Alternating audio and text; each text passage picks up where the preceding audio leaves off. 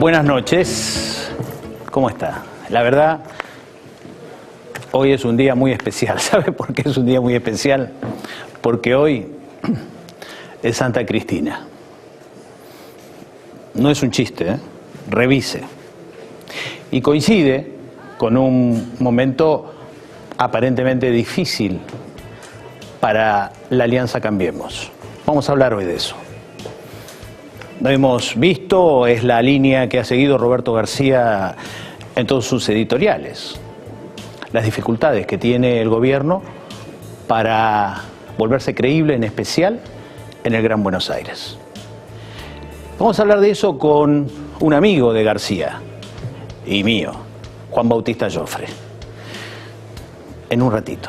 Después, por supuesto que vamos a abordar qué está pasando con Cambiemos, con Guillermo Montenegro.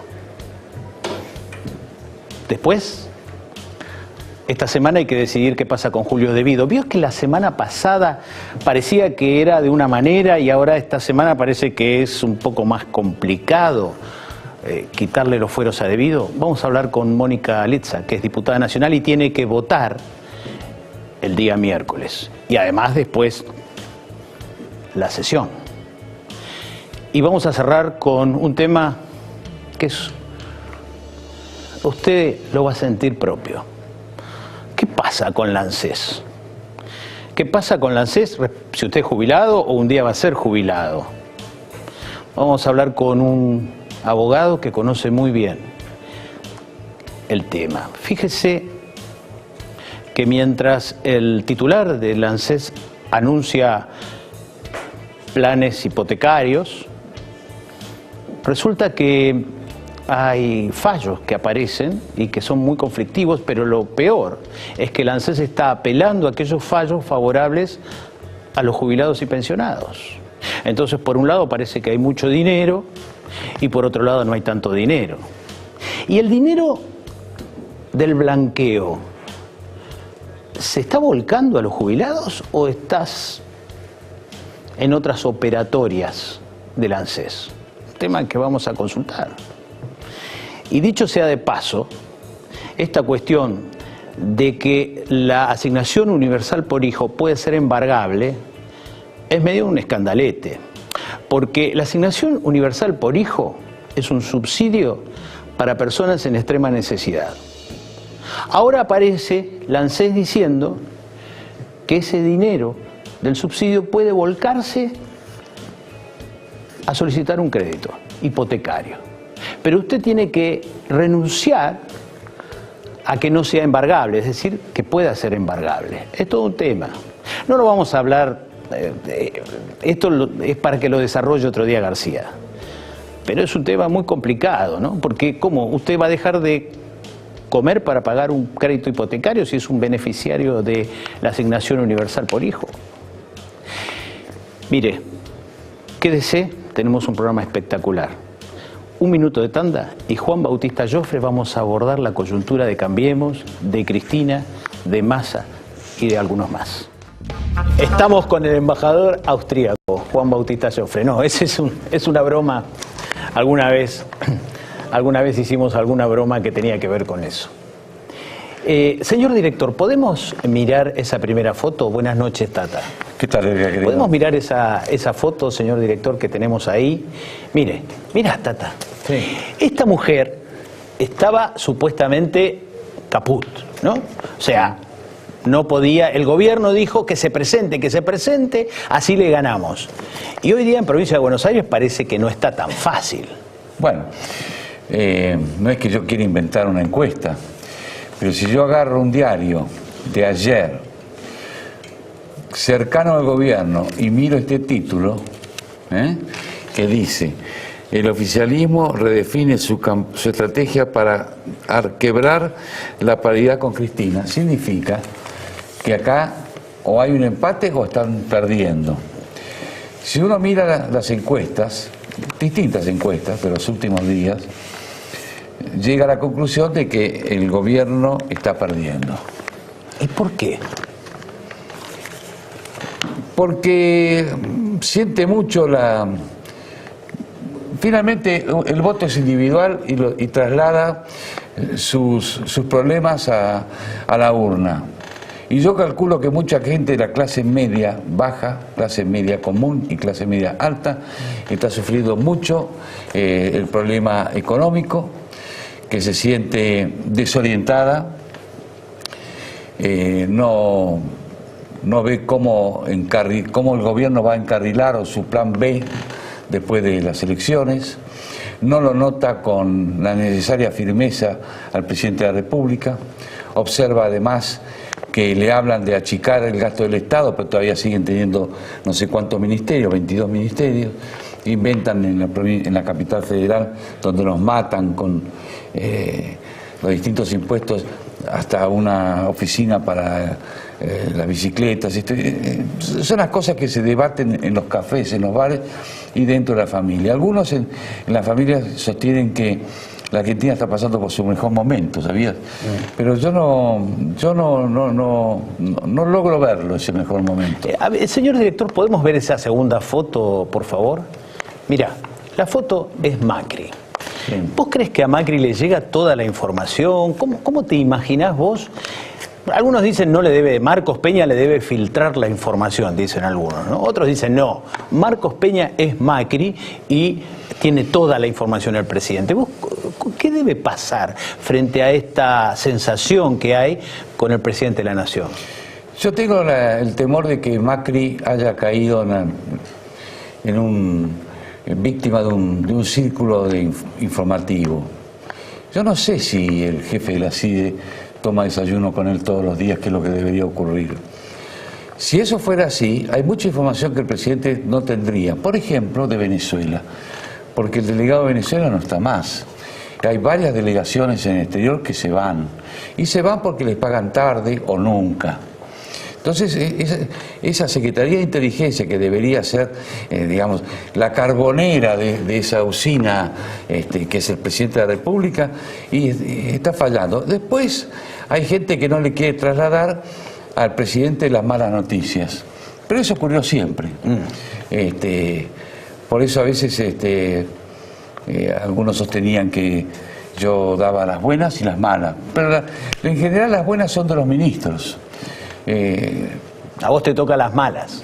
Al secretario de Inteligencia siempre le toca las malas, porque es el que debe advertir. Pero si el presidente estuviera bien informado, por ejemplo, hubiera sabido que Uruguay no iba a acompañarlo en la reunión del Mercosur sobre el tema Venezuela. Esa era una de las preguntas que te iba a hacer. Pero lo que pasa es que el actual embajador en Montevideo, el señor Montenegro, es candidato a diputado nacional. Entonces no está ocupándose de la cumbre del Mercosur. Creo que ya va otra persona. Sí, va un radical de 63 años, creo que es un bioquímico. Pero eso debió haber ocurrido hace bastante tiempo, y más teniendo en cuenta que se aproximaba esta reunión del Mercosur que la Argentina iba a presidir. Y ahí la Argentina, nos guste o no nos guste, tuvo una derrota. Total, imagínate, vos sos el organizador, lo haces en tu territorio, sos el presidente pro tempore del Mercosur. Y además filtrás por todos los medios, voy a conseguir tal resultado, sanciones a Venezuela. Sí. Y resulta que te avisan por los diarios de Uruguay que no lo vas a conseguir. Ni siquiera poner la bandera de Venezuela en el estrado central de la reunión. Estás en un problema. Expulsado. Estás en un problema si no consigues. Y además se siguen equivocando en la Argentina, o son cobardes. El problema de Venezuela no es Venezuela solo, es Cuba. Yo podría hacerte una exposición muy larga, que no lo voy a hacer, de lo que son, de cómo se maneja Venezuela desde Cuba y cómo se reciben las órdenes en el Palacio Miraflores de La Habana. Vamos a la próxima foto, señor director. Mira, esta foto, a ver, esa foto. ¿Por qué, si el gobierno tiene a la persona más popular hoy día de la Argentina, que supuestamente es María Eugenia Vidal, no está triunfando todavía, al menos, en Provincia de Buenos Aires? ¿Y cómo crees vos que va a evolucionar esa relación entre Macri y María Eugenia si no consiguieran el resultado esperado? Bueno, yo recuerdo que en el año 97 hubo unas elecciones en las cuales el Frente Amplio, se llamaba, el Chacho Álvarez con la señora Fernández. El Frepaso. El Frepaso triunfó. Y Menem llegó al día siguiente a la Casa Rosada y dijo, yo no perdí. Sí, él perdió. Alfonsín en el año 87 también perdió. Y perdió la posibilidad del tercer movimiento histórico y de generar su reelección presidencial. ¿Por qué Macri no logra avanzar de la manera, o crecer de la misma manera que la señora Vidal? Porque la señora Vidal se muestra de otra manera. Creo que él no es un líder carismático, cálido. La Vidal es otra cosa. Por eso tiene los índices de popularidad que tiene, se presenta donde puede y donde quiere. Y si ganan la provincia de Buenos Aires, la Vidal va a tener una voz muy... va a tener dos mujeres. Va a ser la Vidal y Lilita Carrió. Lilita Carrió, porque Lilita Carrió le va a dar un gran triunfo seguramente a Cambiemos en la capital federal. Tenemos que ir a un corte, un minuto, de la publicidad de los partidos políticos, ya volvemos. Y estamos haciendo el repaso de las noticias de la coyuntura política con Juan Bautista Jofre. Tata, mira esta foto. A ver, señor director, mira. Massa y María Eugenia Vidal. ¿Por qué crees que le es mucho más fácil a Massa llegar a acuerdos con María Eugenia Vidal que con Mauricio Macri? Bueno, comparten un territorio común, que es la provincia de Buenos Aires, porque tienen ductibilidad política. ¿Sabés qué, Edgar? Permitime marcar un interrogante. Yo no me explico por qué Macri llevó a Davos al señor Massa, lo presentó como un futuro hombre fuerte del peronismo, y eso se diluyó. Tuvo un enorme gesto de grandeza el señor Macri en llevar a Massa a Davos, y eso no se vio después en los hechos. Se lo pregunté a Massa el otro día y tampoco tiene una respuesta. Me dice, ¿me atacan después que me llevaron a Davos? No sé, te cuento lo que me preguntó. Ahí debe haber ocurrido algo, por ejemplo, que el círculo íntimo haya visto que no había espacio para otros que no sean de ellos. Otros me dicen, lo que pasa es que los votos que necesita Macri son los que tiene Massa. Lo tiene que atacar para quitárselos. Yo dije, pero ¿por qué no hacer un gran acuerdo como propuso Emilio Monzó? Pero mirá lo que le pasó a Emilio Monzó por proponer eso. Bueno, es lo que está planteando la vicepresidenta de la Nación después de las elecciones. Pero ¿con quién va a llegar a un acuerdo? ¿Con Cristina Kirchner? Cristina Kirchner no va a querer ningún acuerdo. Y más si llega a ganar. No. Señor director, la próxima foto, por favor. Mira, este personaje es importante hoy día. Yo te diría que es muy importante dentro de Cambiemos, y sobre todo en la ciudad de Buenos Aires. ¿Cómo crees vos que va a evolucionar su relación con Mauricio Macri? Es impredecible. Es impredecible. Hasta ahora ella, en beneficio de Cambiemos, ha callado muchas cosas. Es una mujer de notable valor, y yo siempre le reconozco un gran valor, porque ella habló cuando nadie hablaba. Es el mismo valor que yo le otorgué en su momento a Raúl Ricardo Alfonsín durante los años del proceso, y por eso en un determinado momento lo seguí, porque hablaba cuando nadie hablaba. Y Lilita Carrió es de esas personas que levantaron la voz ya en el 2004. Y además nunca te olvides una cosa, Edgar. Cuando Kirchner ganó, juntó al grupo Talcahuano. ¿Te acuerdas que era un grupo de diputados? Me acuerdo. En la casa de Santa Cruz. Sergio Acevedo en ese tiempo. Y estaba mi amigo Ricardo Falú también. Había una mesita francesa, puso las patas arriba de esa mesita y dijo, lo que tenemos que hacer ahora es cagar a la gorda Carrió. Kirchner ya estaba viendo cuál iba a ser la conducta de Carrió frente a él durante su gobierno. Lo tenía muy claro. Mirá vos. Y muchos personajes no lo tuvieron claro. Pensar que en el 2003, cuando todavía Duhalde no lo había elegido, Kirchner llegó a coquetear con la idea de tomar su línea interna en el peronismo que se llamaba La Corriente y ofrecérsela a Carrió para hacer un acuerdo político. Se nota que no podía, la cosa no funcionó. Porque Kirchner venía al gobierno para asaltarlo, abrazarse a la caja fuerte del gobierno. Y Lilita no se lo iba a poder soportar. Y no se dio. La próxima foto durante estos años muy humillada, muy maltratada. Mira esta foto, ¿no? Fue la que me Esta adelantó foto... en la intimidad, varios meses antes, de que ella quería ir a un acuerdo con Macri. ¿Ah, sí? Ah. Mira, este es Florencio Randazzo. ¿No ha sido un blef todo el operativo Randazzo? Digo, no le pudo sacar los votos que se esperaba a Cristina Fernández de Kirchner y da la sensación que tampoco se los ha quitado a Massa. Bueno, las mesas de gente informada sostienen que el presupuesto de la campaña de Randazzo se lo paga el gobierno. Y es precisamente para dividir al peronismo, porque algunas personas dentro del gobierno sostienen o creen que el peronismo está muerto. Y el peronismo no está muerto. El peronismo está buscando un líder, que no es Cristina tampoco. Una renovación amplia. Y Randazzo está ahí, no ha dejado a quien abandonar la mano o morderle la mano. Y se presenta como el hombre que cumplió, ¿con qué cosas? ¿Con los trenes? Con los DNI.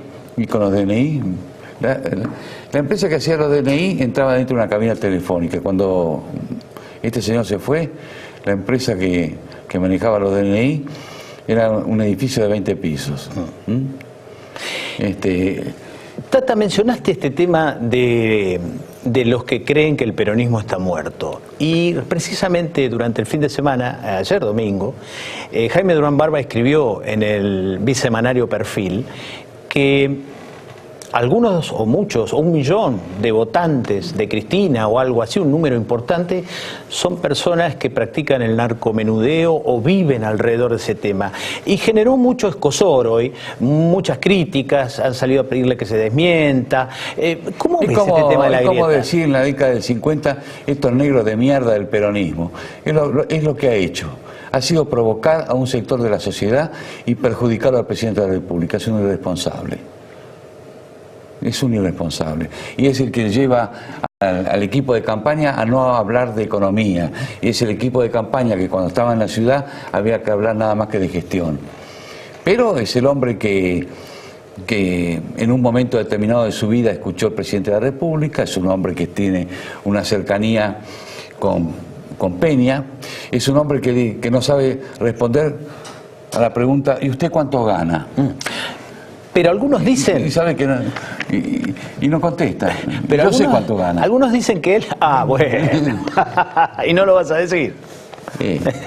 Escúchame, algunos dicen que él comenta, digan lo que quieran de mí, digan lo que quieran del presidente, van a ser así, pero van a tener que ir a votarlo porque no hay alternativa. El presidente de la República es una cosa y el señor Durán Barba es otra.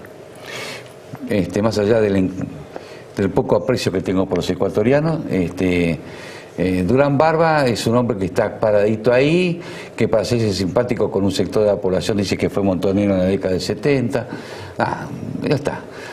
El que va a votar por Macri se tendrá que tapar la nariz, como que frase que no me pertenece, sino que le pertenecía al ingeniero Bárbaro Sogaray, y lo tendrá que votar, porque frente a eso será el espanto.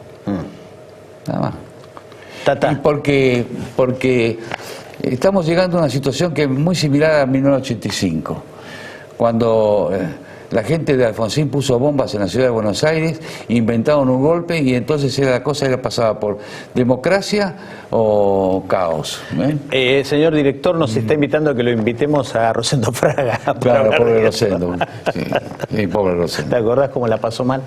Bueno, Tata, gracias. No, gracias a vos por la invitación. Mire, quédese, Guillermo Montenegro nos va a contar cómo está la campaña de Cambiemos en provincia de Buenos Aires. Ya volvemos. Estamos con Guillermo Montenegro.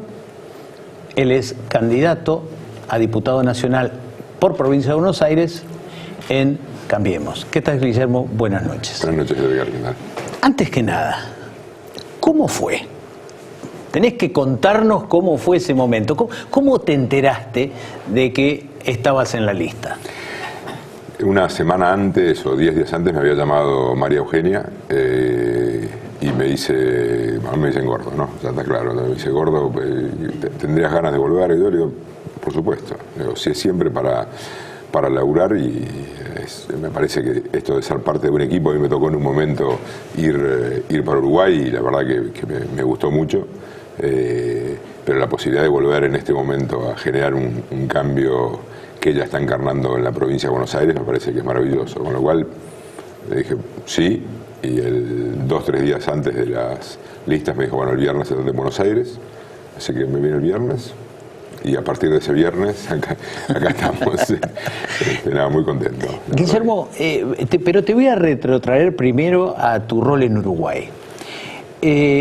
¿Vos crees que el presidente tendría algún dato o lo tomó por sorpresa que Tabaré Vázquez, su colega de Uruguay, se iba a oponer a las sanciones a Venezuela que proponía la Argentina en la reunión del Mercosur? No, esa es la posición histórica que tiene Uruguay, ¿no? Incluso hay un embajador específico frente a Mercosur, y esa es la posición que tiene también no solamente el presidente Tabaré, sino el partido del Frente Amplio, ¿no? Por cercanía, incluso en algunas cuestiones hasta ideológica, con algunos sectores de Venezuela.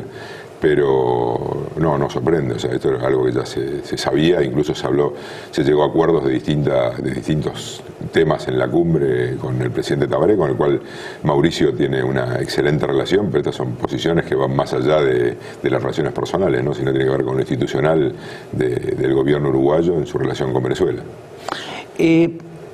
Uruguay está por construir la segunda pastera, sí, fábrica de pasta de celulosa, así se llama. ¿Vos crees que va a haber problemas con la Argentina como la vez anterior, que hubo todo un problema que duró, precisamente Tabaré Vázquez era presidente, sí, Néstor Kirchner, y durante mucho tiempo estuvo cortado el puente Gualeguaychú y demás? No, acá, a ver, es diferente primero por la ubicación, ¿no? La ubicación está en el Río Negro, con lo cual la desembocadura del Río Negro sobre el Río Uruguay da por debajo de Gualeguaychú, digamos, ¿no? O sea que no habría problema. Incluso el presidente Tabaré, en el momento que empiezan a hablar de esto, se comunica con Mauricio, le comenta de qué se trata, llegan. Ya la primera reunión que habían tenido ya como presidente Mauricio el 7 de enero del 2016, empiezan a hablar de un laboratorio en conjunto, tanto argentino como uruguayo, dentro del ámbito de la CARU, como para verificar lo que es tanto el aire como el suelo como el agua, no solamente de la parte específica de las pasteras, sino de todo el río, con lo cual yo no veo que haya una complejidad, más que estar todos de acuerdo en que no se puede contaminar, ¿no? Y en esto el pueblo uruguayo también es bastante exigente, ¿no? En todo este tipo de cosas, así que me parece que no creo que haya complicaciones si lo hacemos bien, ¿no? Y si los controles son los que corresponden, que no creo que haya ningún problema con eso. Vamos a la campaña. ¿Cuál es tu agenda? Es una buena pregunta. No, a ver, yo creo que porque nosotros siempre decimos que recién uno se entera de todo lo que pasa la noche anterior, ¿no? Pero porque es muy dinámico, ¿no? Y además tiene que ver, creo que a mí lo que más me gusta de la campaña, o de las campañas en sí, es estar con la gente, ¿no? Y hablar, y chusmear, y ver los problemas, y alegrarte, entristecerte, llorar, porque te pasa de todo, ¿no? Y en eso yo creo que es casi que me obligo a tratar de seguir como en campaña durante toda la gestión también, ¿no? Porque es lo que te permite a vos como tomar buenas decisiones, ¿no? Lo que te dice el vecino, casi como el tachero que te dice, no, para mí esta cosa es una porquería, escúchalo. O el vecino que te dice, mira, la cámara esta acá no, porque recién en la otra cuadra sería mejor. O sea, toda esa información que te va dando el vecino, ¿no? Es como que te llena de datos que vos usás además de lo que el trabajo en sí o el tablero de control te da, ¿no? Y esto me parece que es muy bueno. Yo hoy a la mañana estaba en Malvinas Argentinas con una señora que tenía 5 hijos, de los cuales 2 eran adictos y estaban internados.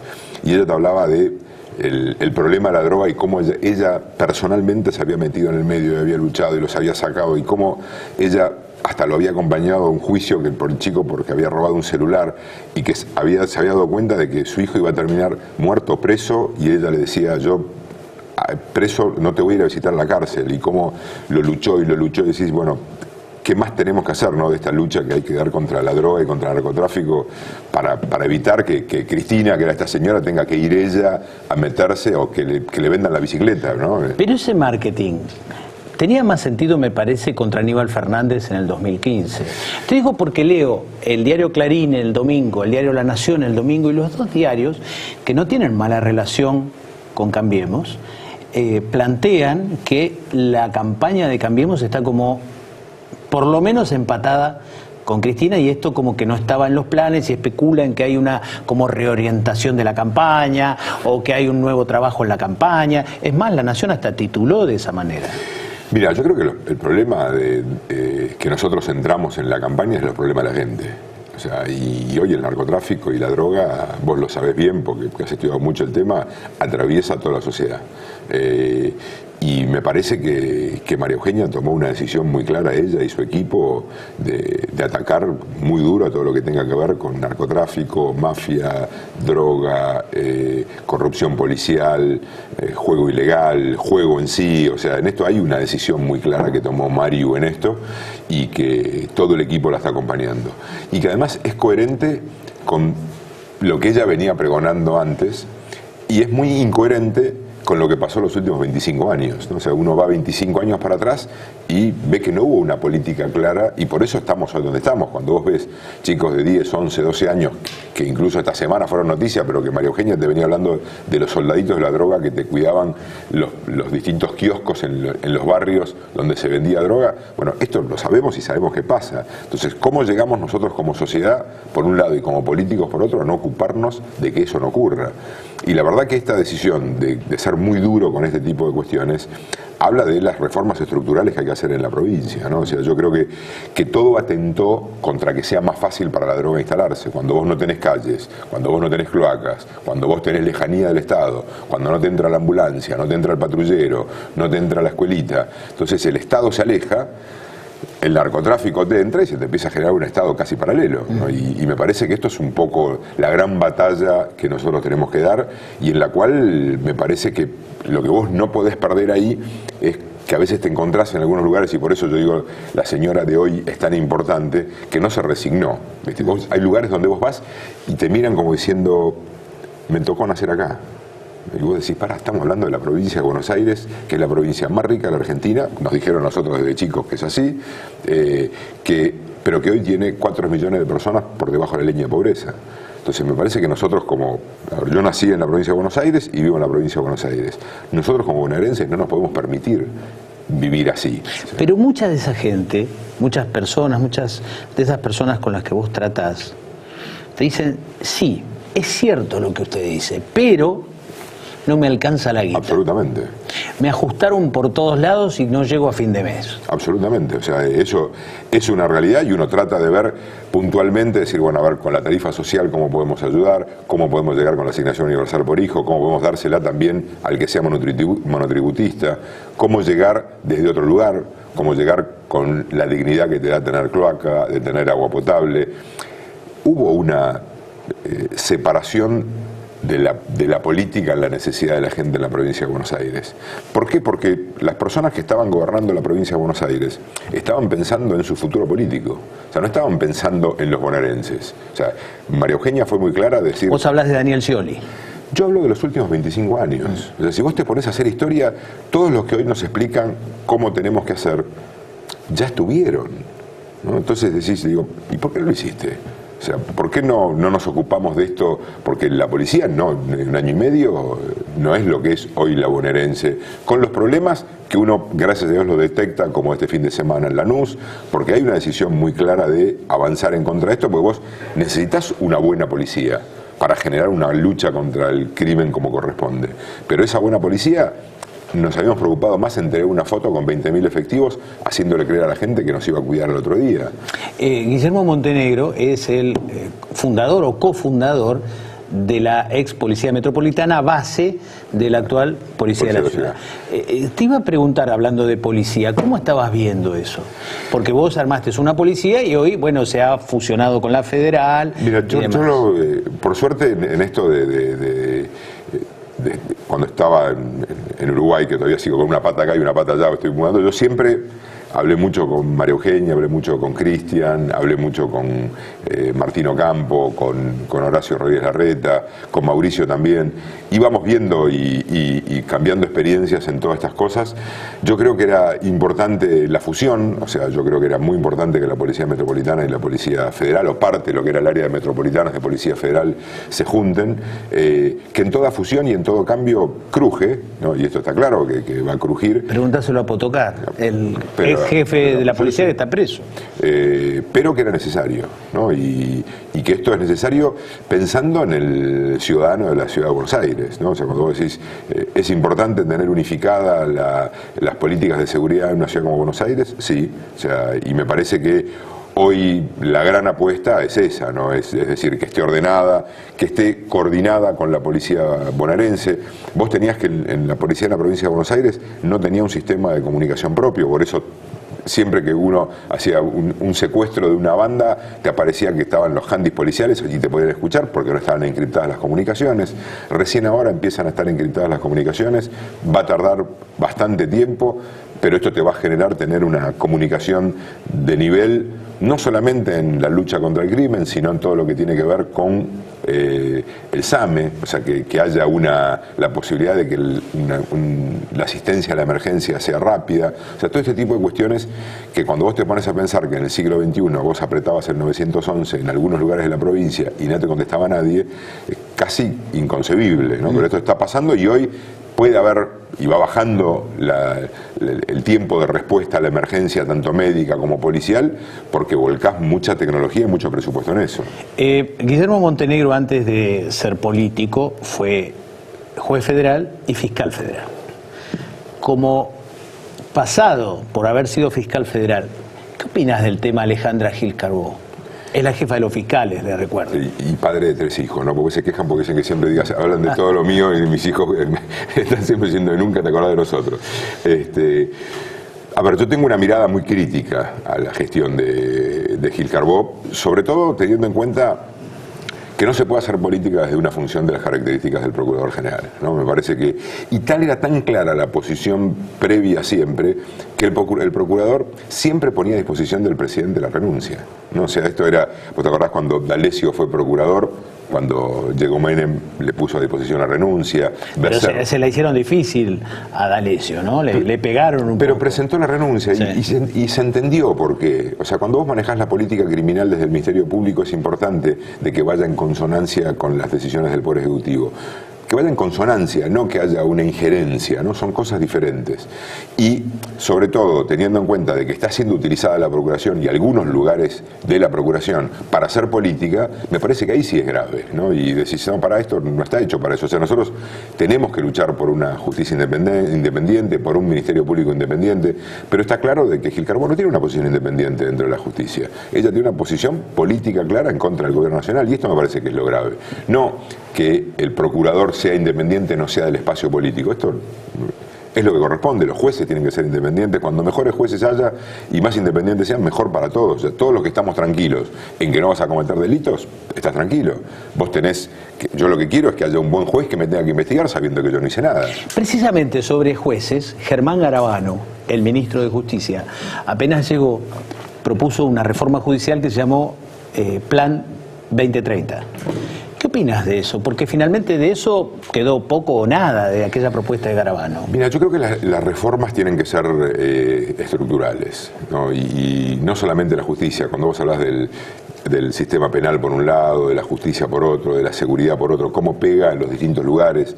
El otro día yo veía en la provincia de Buenos Aires cómo fue mejorando algunos aplicativos que tenían que ver con la seguridad y cómo también uno utilizaba como casi con la necesidad de cuarta pata dentro de una estructura de un plan integral de seguridad del mejoramiento de la justicia, que la justicia sea más rápida, sea más clara, sea más cercana al vecino. O sea, si nosotros estamos hablando de ese tipo de justicia, obviamente que lo necesitas, porque hay algunas cosas en la justicia que no se modifican desde 50 años.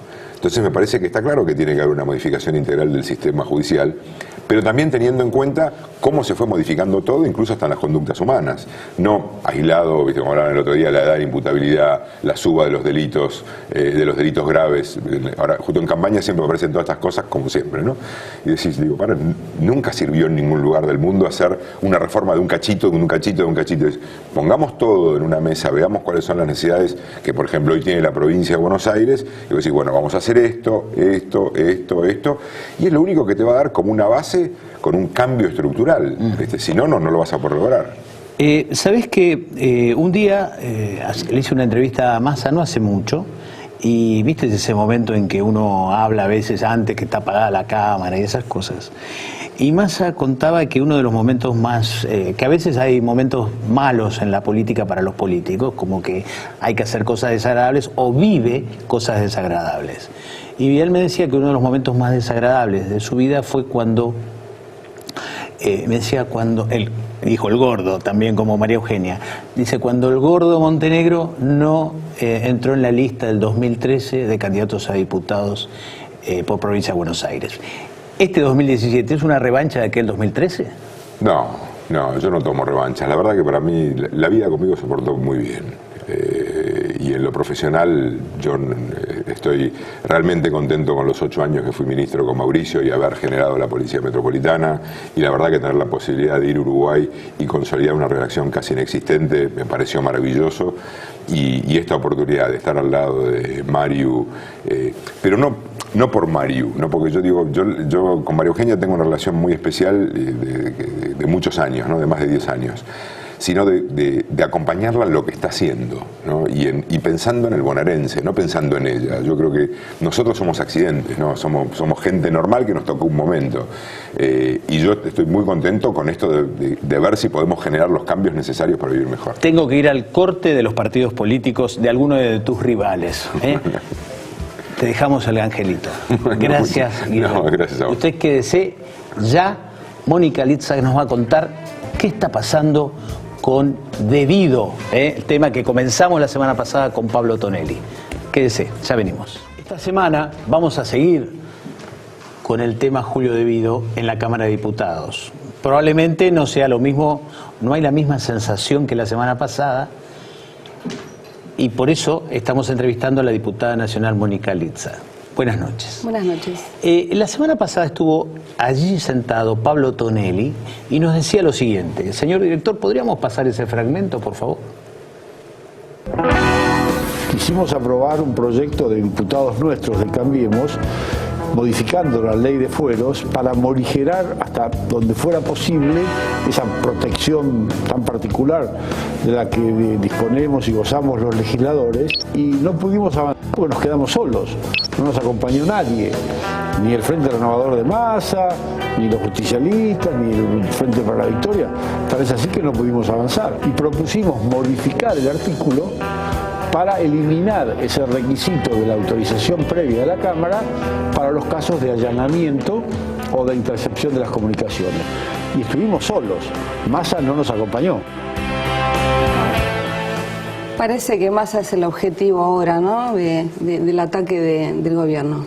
Lo que dice el diputado Tonelli, a quien respeto, es una verdad a medias. Nosotros teníamos proyectos, incluso un proyecto que estuvo en tratamiento de la comisión de la diputada Camaño respecto a la modificación del artículo 1 de la ley de fueros, que es a la que hace referencia el diputado Tonelli, y no es cierto que no se haya tratado. Nosotros, es más, fuimos a renunciar a nuestros propios fueros y pedimos una sesión especial para invitar a todos los diputados a que renuncien a sus fueros, para que la justicia no tenga que venir, en el caso particular, a hacer el requerimiento día 1, ¿no? Porque ahora estamos hablando del diputado Debido, pero seguramente van a venir otros casos. Y bueno, ahí no nos acompañó el oficialismo, fracasó esa sesión especial que habíamos pedido para tratar el desafuero de todos los diputados de la Cámara. ¿Existe la sensación de que el caso Debido estaba más resuelto hace unos días que ahora? Y algunos dicen, lo que pasa es que tendría que haberse ido por la suspensión, que generaría más consenso, que por la expulsión del diputado, que es algo más ríspido y no goza de tanto acuerdo cuando se trate el tema en el recinto. ¿Cuál es tu opinión al respecto? Bueno, es cierto que había dos líneas de pensamiento en el sentido del desafuero con la suspensión, que es el artículo 70, y el artículo 66, que es la expulsión. Nosotros, desde un principio, estuvimos de acuerdo con el desafuero, por lo tanto, habíamos pedido una sesión especial, como recién te contaba. No fuimos acompañados. El oficialismo decidió ir por un proyecto de la diputada Carrió, creo, directamente por la expulsión. Nosotros, al haber fracasado nuestra convocatoria y los proyectos que teníamos, nosotros tenemos varios proyectos de nuestros diputados presentados por el tema tema del desafuero y bueno, y algunos que avanzaban un poquito más.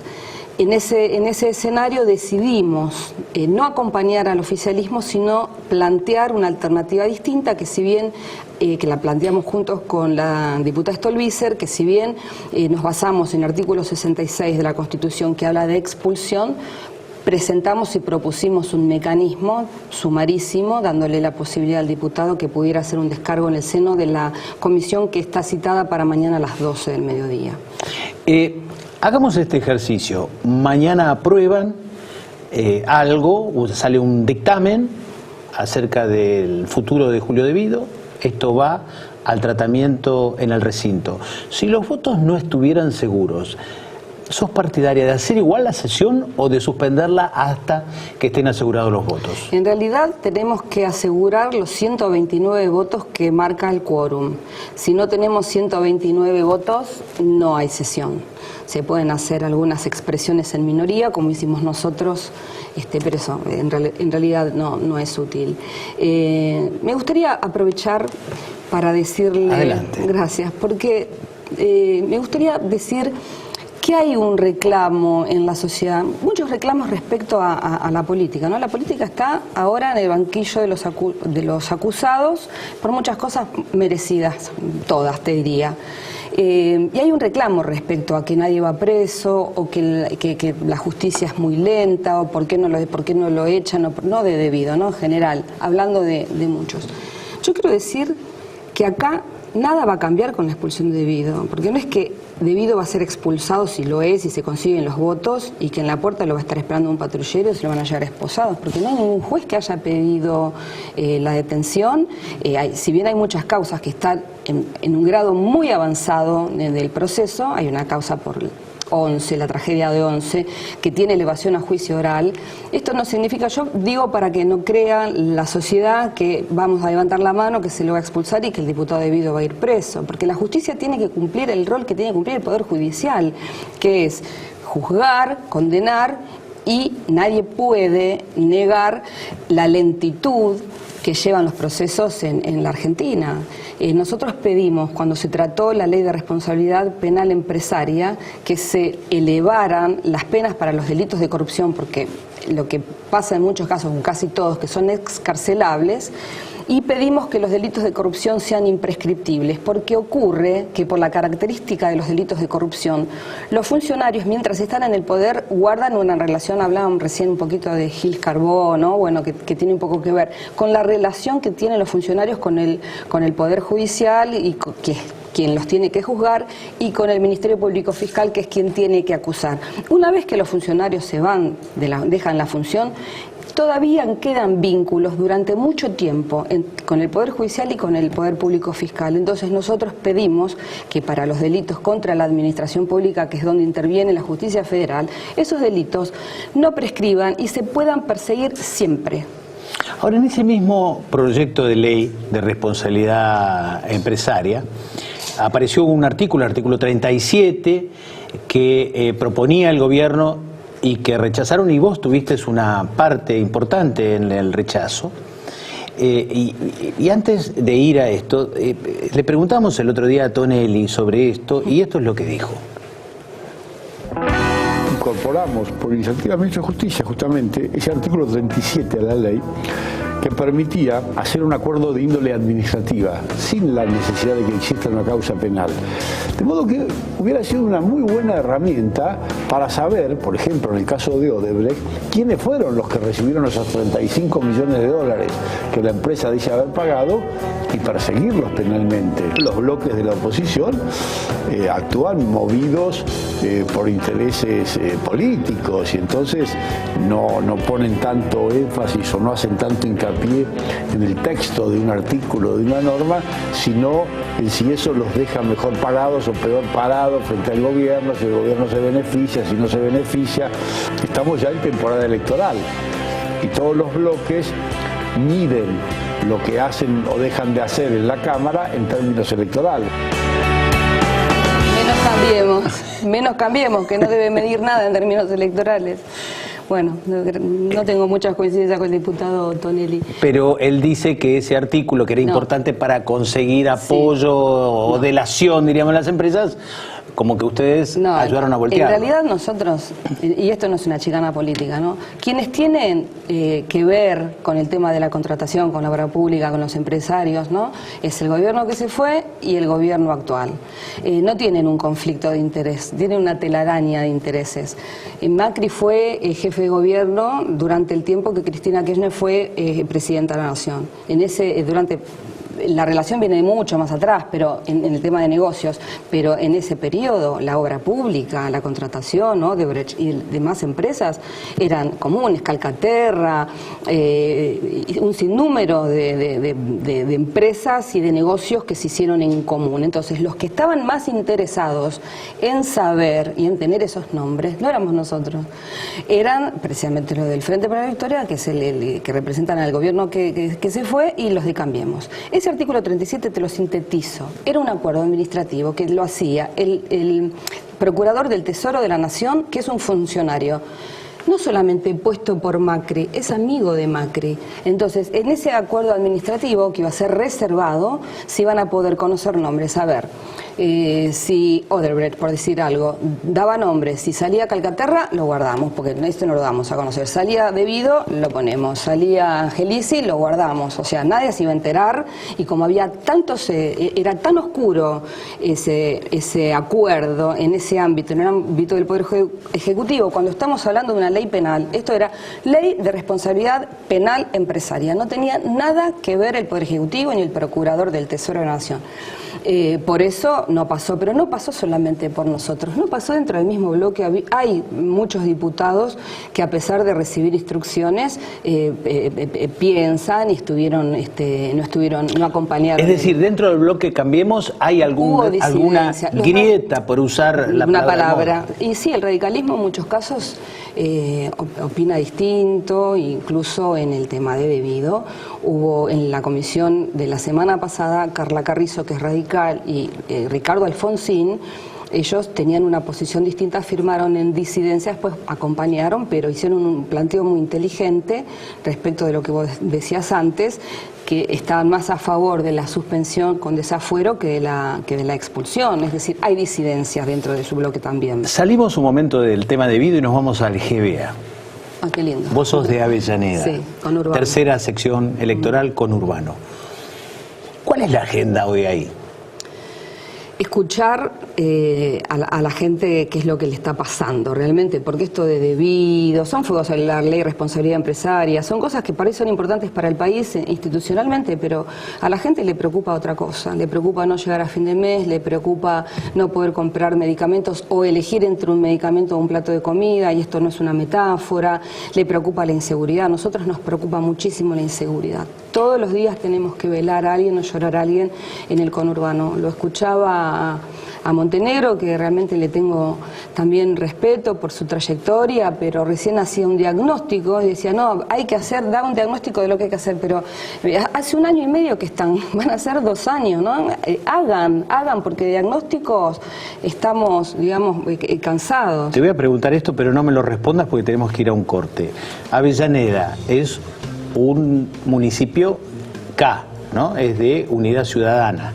¿Qué es lo que pasa? Que ustedes, por ejemplo, o Cambiemos, no pudieron hacer pie todavía.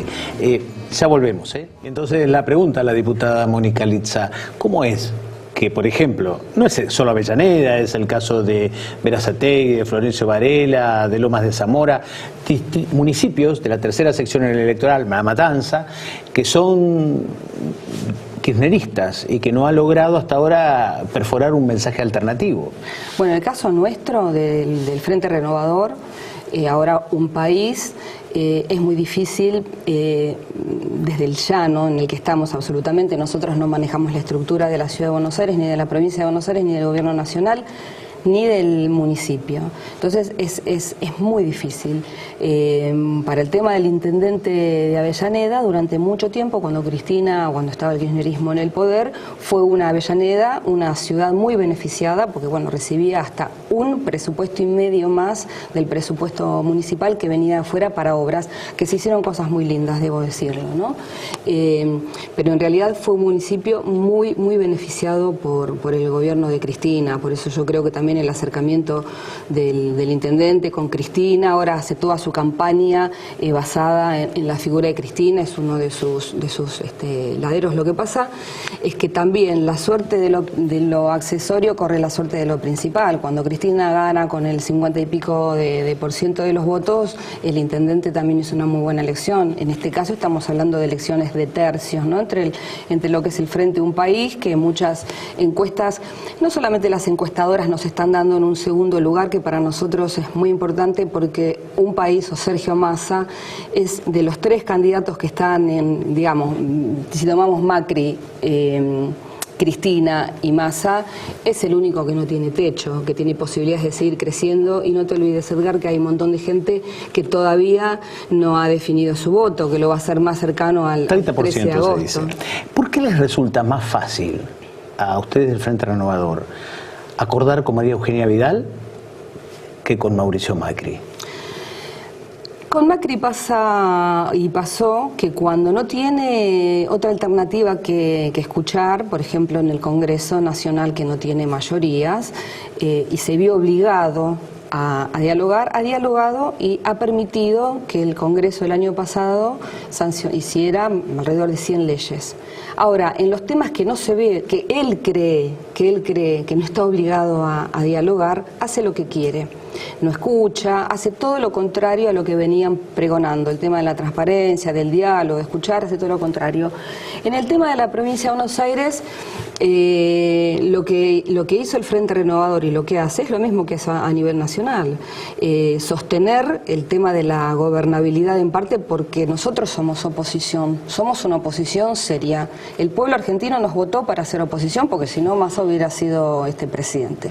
Y nosotros valoramos ese rol que nos dio como oposición y siempre decimos, cuando hacemos una crítica, en paralelo ponemos una propuesta. Somos el espacio político que tiene propuestas concretas. En esta campaña, Durán Barba, que decía antes, los aconsejaba, no propongan, emocionen, ahora les prohíbe hablar de economía, les prohíbe a sus candidatos hablar de seguridad y les dice, hablen de esperanza. Entonces todos los spots son de esperanza, juntos vamos juntos y todas esas cosas. El Frente Un País, el Frente Renovador propone, bajemos los precios, alerta a Buenos Aires, que bajen los precios no solamente ahora de los alimentos, sino de los medicamentos, un sinnúmero de baterías de propuestas. Y tenemos un equipo, realmente, ¿no? Como decía Mauricio, tenía el mejor equipo de los últimos 50 años, sino realmente tenemos un equipazo liderado en los equipos técnicos por Roberto Labaña. Entonces, nosotros vemos que tenemos, a diferencia de los otros 2 candidatos,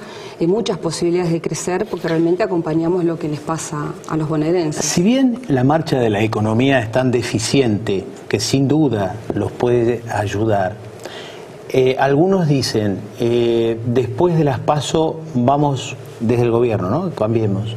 Después de las PASO vamos por un porcentaje importante del voto de Massa. Se va a plantear un escenario en el cual los vamos a presionar y se van a tapar la nariz, pero nos van a tener que votar. ¿Cómo se preparan ustedes para ese día después de las PASO? Nosotros pensamos exactamente al revés. Nosotros creemos que vamos a hacer muy buena elección en las PASO y que vamos a ganar en octubre, en un racionamiento similar al que está haciendo el gobierno, pero realmente nosotros con el fundamento que nos da el contacto con la gente y ver lo que está pasando. La gente, Edgar, votó en el 2015 a Macri porque un gran porcentaje no quería que ganara el Frente para la Victoria, pero no es que lo votó porque enamoró Macri. Y ahora le están pasando muy mal y Un País o el Frente Renovador es el único espacio político que está hablando para la clase media y para los que más están sufriendo, los trabajadores y los jubilados. Y eso se va a ver en las elecciones de agosto y nos va a llevar una excelente performance en octubre. nuestro regalo. Muchísimas gracias. Muchas gracias. Y vamos a hablar ya después de las pasos de esto. Sí, como ustedes no. quédense, el doctor Volzhiller viene en un minuto y vamos a hablar ANSES, jubilaciones, la suya también, ¿eh? Espérenos. Tengo malas noticias para usted. Si usted creía que se iba a jubilar por arriba de la mínima,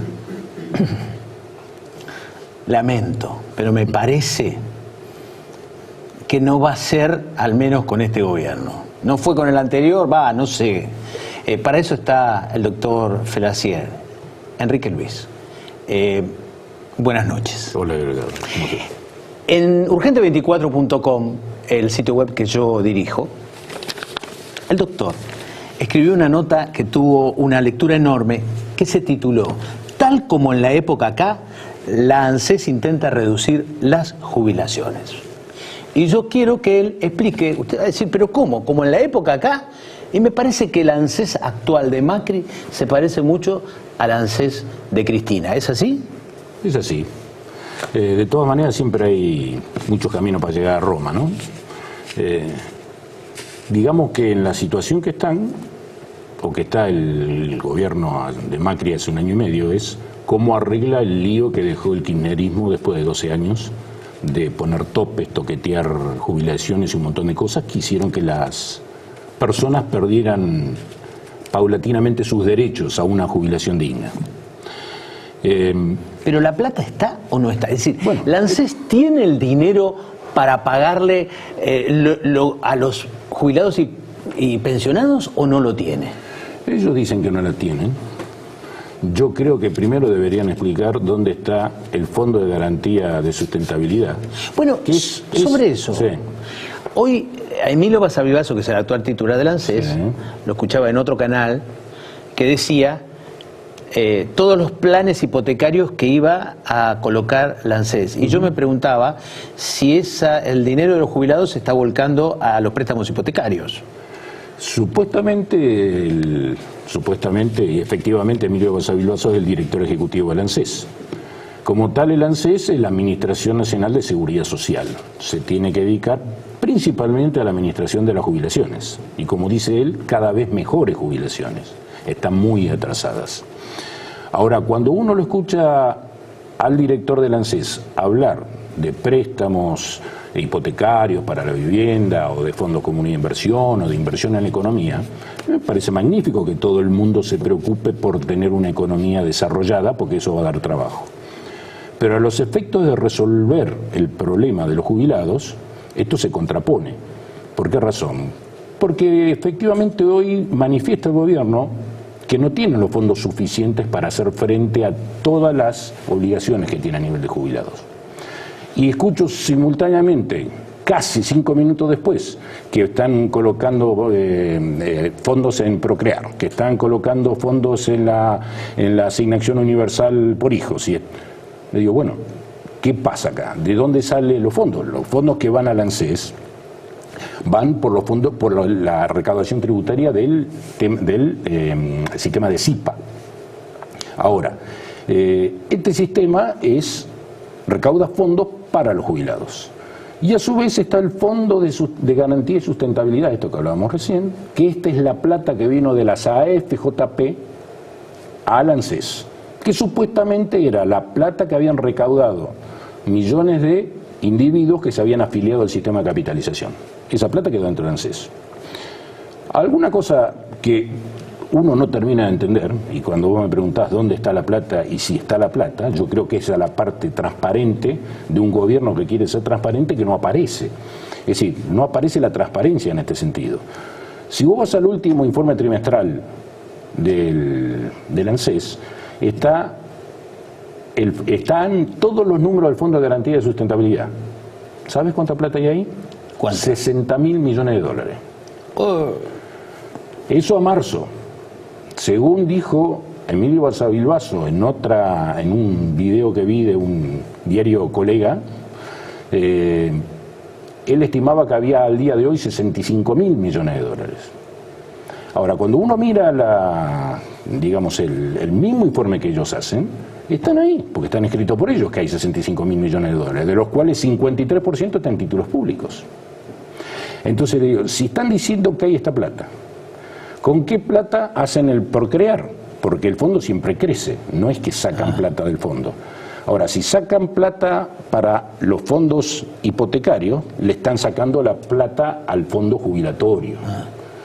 Y el fondo de sustentabilidad, esa gran pelota que se va inflando, uno dice, ¿y para qué la querés? Es como tener una pelota de fútbol y no organizar un partido de fútbol. Una pelota sin un partido de fútbol no sirve. Un fondo de sustentabilidad sin afectarlo a los jubilados, ¿para qué sirve?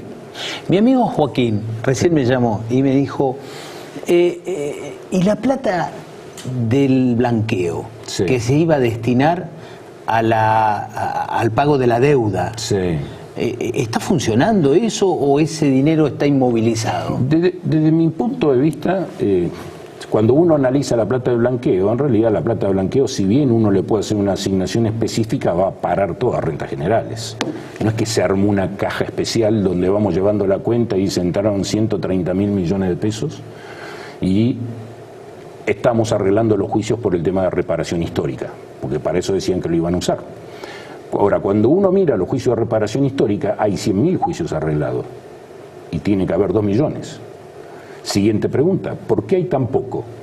Porque los arreglos que están proponiendo el ANSES no son adecuados para los jubilados. Hay jubilados que han estado esperando 6, 7 años y los llaman para proponerle un arreglo que no es ni la mitad de lo que le correspondería si siguieran los juicios como lo están llevando hasta ahora. Entonces están teniendo una suerte de rechazo a los arreglos, porque si los jubilados dicen, si pudimos esperar 6, 7 años, vamos a esperar algo más. ¿Qué sucede entonces? Aparece este cambio del RIPTE. El RIPTE es un nuevo índice que pretende aplicar el ANSES para todos los jubilados que reclaman ajuste de sus jubilaciones. ¿Cuál es la diferencia entre el RIPTE y el índice que había hasta ahora? Que el RIPTE te calcula alrededor del 60 o el 50% del índice que se usaba hasta ahora. Entonces uno analiza eso y le digo, dicen que no hay plata. Me cambian el índice y me reducen lo que tengo que cobrar a la mitad.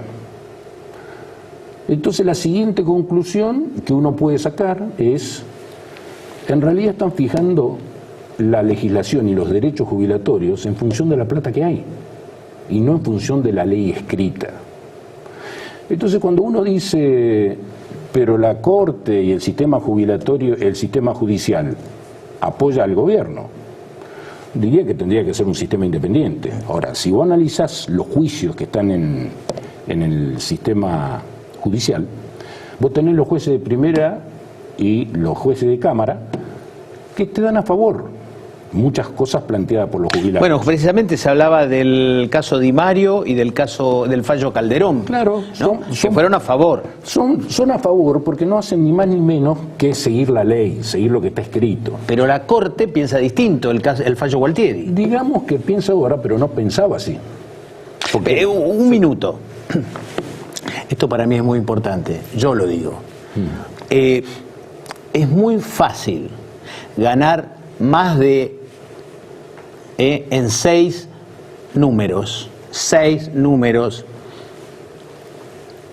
no pagar ganancias, ¿sí? No pagar ganancias, cobrar la jubilación al 100% y dictar sentencia sobre fallos judiciales. Digo por la Corte Suprema de Justicia, los 5. Sigamos. Sí, exactamente, digamos. Ellos tienen sus cosas salvadas, ¿no? Diría que casi no tendrían la opción de opinar sobre este tema porque los involucra. Totalmente. ¿Por qué los involucra? ¿Pero por qué razón los involucra? Porque con el famoso tema de que tienen topes, estos famosos topes de los artículos en el tema de Gualtieri, donde si vos no habías aportado tanto no merecía la jubilación, y ellos lo que hicieron fue aportar lo que tenían que aportar, eso poco, para ellos merecer la jubilación, pero no te dejaron aportar a vos, que es un tema de igualdad ante la ley. Entonces, precisamente la Corte que tiene que defender lo que la Constitución defiende en cualquier república, y en cualquier república uno de los primeros principales conceptos que hay es igualdad ante la ley. Si vos no tenés igualdad ante la ley no puedes ir a ningún lugar, no puedes organizar nada. Con lo cual lo que termina pasando es que acá hay un esquema de decir, bueno, vamos a defender la república, pero defender la república en realidad es cumplir con la ley. Y acá lo que pretende, por ejemplo, el Poder Judicial es que no se desfinancie el gobierno.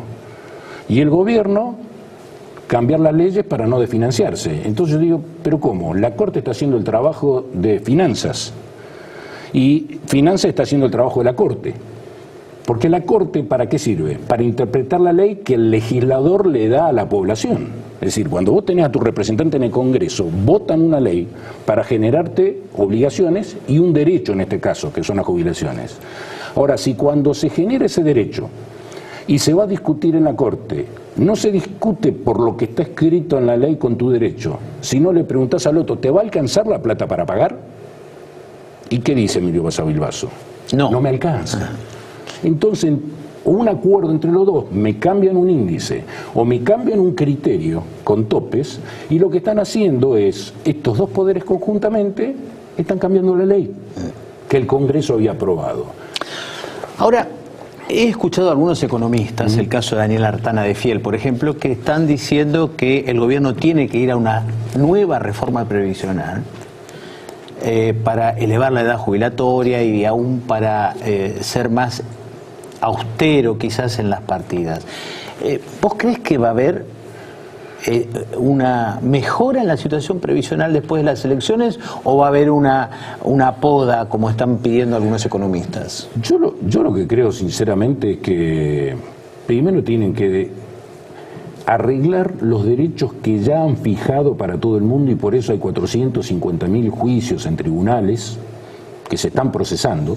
Y cuando uno dice 450.000, personas asesorados por expertos que dicen que le corresponde el derecho que le corresponde. Entonces, cuando uno dice si todo va a cambiar, sí, después todo puede cambiar. Lo que vos no podés cambiar el futuro si no arreglás el pasado.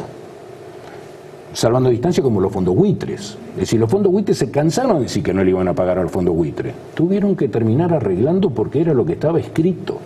¿Por qué? Porque después de todo las deudas en bonos también son leyes y hay que cumplirlas. Acá el problema que hay es que será por una razón de que la gente es grande, que no tiene lobby o no sé por qué razón. Cuando uno le pregunta a algún veterano que se va a jubilar y vos que pensás, el Estado no tiene plata, es como hay una concepción de que no voy a discutir porque la verdad no voy a sacar nada. Y la verdad que cuando hoy mira el Estado, lo que debería ser, y alguna vez yo esto lo discutí con Massa cuando era director ejecutivo, le dije, ¿cómo arrancan para armar el presupuesto ustedes? Me parece que sacan todas las partidas presupuestarias y lo que sobra se lo dan a los jubilados. Le digo, no, tiene que ser al revés. Si los jubilados hoy son cerca de 8 millones de la población, lo lógico es que si hay una partida presupuestaria general del todo el presupuesto, tendría que atender primero la parte social de los jubilados y el resto para lo que quede. Entonces hay un concepto de que si no alcanza la plata para jubilado, no aumente las jubilaciones. Este RIPTE, que es este famoso índice que hace un cálculo, digamos, un cálculo donde mezcla sueldos con tope con sueldos sin tope, con lo cual el promedio siempre te va a dar abajo, porque cuando el sueldo que tiene tope esté arriba y crece, ese nos favorece el aumento del índice. Es decir, el índice crece solamente con una parte de los salarios. Ahora, para que me quede claro, sí. Si yo me quiero jubilar por arriba de lo que yo tengo marcado y quiero ir a hacer el aporte adicional. Sí. Me quedé pensando, con este fallo Gualtieri, entonces eso yo diría, no tiene vigencia, es decir, se quedan con mi plata y a mí no me van a pagar más jubilación. Parecería que es eso. Es decir, como los fallos en la Corte son 1 por 1. Digamos que está un poco compleja la situación de la Corte en este sentido, porque le tiene que dar la derecha a los que quieran aportar para que vos puedas superar tu tope y llevarte tu jubilación real. Porque lo que te dice la Constitución es que verdaderamente lo que vos tenés que recibir es una cosa que sea sustitutiva de tu salario, no cualquier cifra. Entonces, con esto que plantean de reducir con los índices las jubilaciones, no pagar los retroactivos, ofrecer reparaciones históricas, lo único que hacen con todo esto, en realidad, es quitarle derechos a la gente continuamente, y no tiene nada que ver la relación de lo que cobran como jubilados de lo que cobraban como personas activas. Entonces van directamente contra la Constitución, en este caso en particular, aparte de no cumplir algunas leyes. Por ejemplo, Macri largó algunos decretos para decir qué cosas debía apelar el ANSES y qué cosas no, a nivel judicial, ¿no? No sé si recordarás que sí, la Corte Interamericana de Derechos Humanos, Massa se había comprometido a no apelar cuando él era funcionario de los Kirchner. Exactamente. La verdad que siguieron apelando.